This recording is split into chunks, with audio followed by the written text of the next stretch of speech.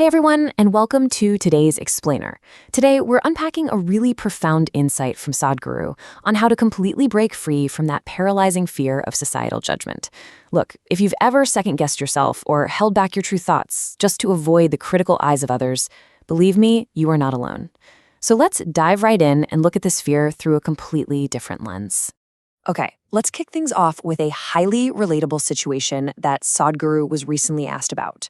A questioner brought up a story about a friend of theirs who was, well, incredibly intoxicated. And while in this totally drunken state, the friend just kept begging the people around her over and over, please don't judge me for drinking. It's a funny little story, right? But honestly, it perfectly captures a universal human anxiety. Why, whether we've had a few drinks or we're just going about our normal Tuesday, are we so unbelievably terrified of what other people think of us? That brings us to Section 1, the fear of judgment. Let's look at where this actually comes from.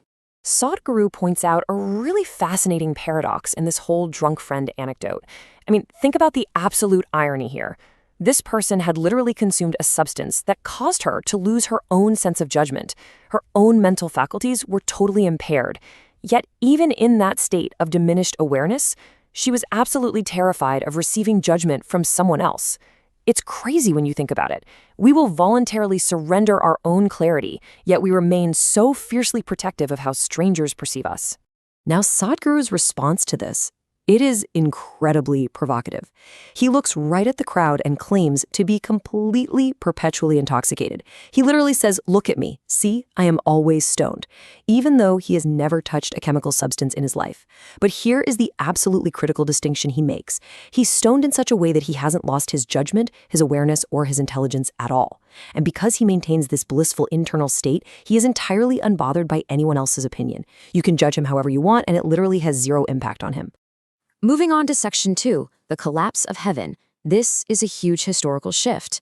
To really wrap our heads around why we crave all this external validation and why we so often turn to outside chemicals to just cope with life, we actually need to zoom out a bit. Take a look at this number. Sadhguru tells the story about leading a massive program in Bangalore recently.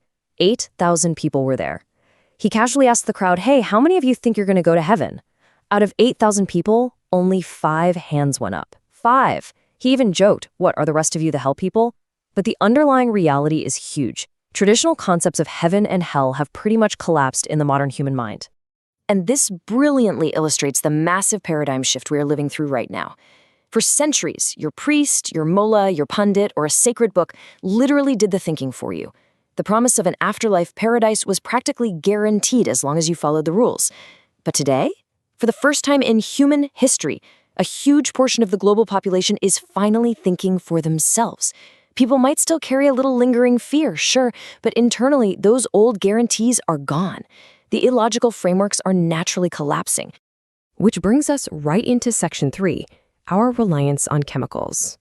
So, here's the deal. When people can no longer rely on the distant promise of an afterlife heaven, human nature dictates that they're going to desperately try to manufacture a little piece of heaven for themselves right here on Earth. But because we lack the internal intelligence to create our own joy naturally, what do? We fall back on chemicals. Just look at the United States, arguably the most affluent nation on the planet right now. According to Sadhguru's staggering observation, roughly 70% of the U.S. population is on some form of prescription medication. And the remaining 30%? They're buying chemicals off the streets. Almost an entire society relies on external substances just to cope with everyday existence. Let's be real, this proves a pretty harsh reality. Immense material wealth absolutely does not equal internal mastery. We are an affluent society. Our basic physical survival needs are more than met. Yet this affluence is totally failing to provide fulfillment. Think about it. To be healthful, people need a chemical. To be joyful, you need a chemical. To just sit quietly and be peaceful, you need a chemical. We've essentially traded the old promise of heaven for a very literal, daily chemical dependency. And here is where Sadhguru drops a really stark, urgent warning. He isn't framing this as a moral issue. He's looking at it as a literal, existential threat to our future. If 90% of our current population requires external chemicals just to function, the next generation we produce is inherently going to be less capable than we are. And producing a lesser generation, in his words, that's a crime against humanity. The whole point of civilization is for the next generation to take at least one step forward. If they step backward, we have completely lost the plot. Okay, Section 4, The ultimate chemical factory. It's time we reclaim our biology. Look, we are rapidly heading toward a crisis unless we learn how to just sit and be blissed out on our own. But the good news? There is an incredible alternative. The reality is we don't need to outsource our joy at all because we already live inside the most sophisticated chemical factory ever created. You can ask anyone in the medical sciences. They'll tell you the human body is the greatest, most complex chemical factory in the known universe. Every single thing you have ever felt, peace, joy, anxiety, fear, sheer ecstasy, all of it has a chemical basis that was manufactured right there inside you. The only issue? Honestly, most of us are just lousy managers of this factory. A lousy manager constantly depends on outside substances to stimulate the factory and lets their internal state get totally ruined by the passing opinions of strangers. But if you manage this internal factory properly, you become the blissed out manager. You can literally be intoxicated from within, experiencing all the fantastic highs of life while staying fully alert, super intelligent, and completely unbothered by external judgments. Which brings us to our final section, Section 5, Reclaiming Your Inner State. Once you truly realize you have this inner factory, it completely empowers you to take back the control you've been freely handing over to the outside world. Because when you live your life as a consequence of other people's opinions, you trap yourself in this miserable, volatile cycle. You know the feeling. You step outside, someone gives you a compliment, and suddenly you're floating on cloud 9. But the second you walk back home and someone criticizes you or tells you who they think you really are, boom, your cloud crashes. Letting anyone else make you happy or miserable means literally anybody can ruin your day at any given moment. It is exhausting.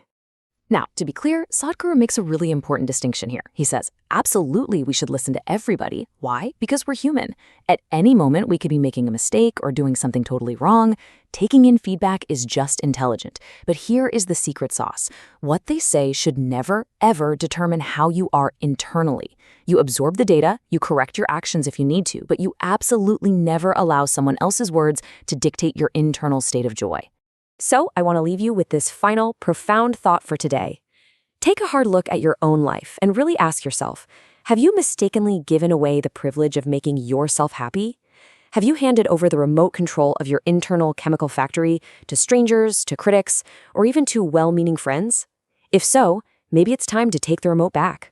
Thanks for joining me on this explainer, and I'll catch you next time.